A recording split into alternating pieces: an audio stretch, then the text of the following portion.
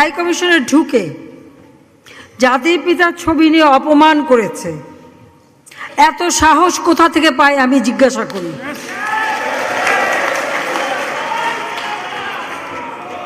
আমি জানি না আমাদের হাই কমিশনে এখন কারা বসেছিল এবং তারা সেখানে কিছুই করতে পারলো না কেন, সেটাও বড় প্রশ্ন।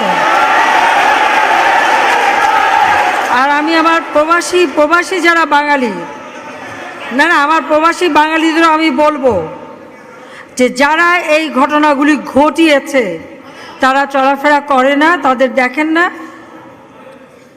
যে হাত দিয়ে জাতির পিতার ওই ছবি নিয়ে তারা ভেঙেছে, তাদের যা উপযুক্ত করা উচিত সেটা করতে হবে।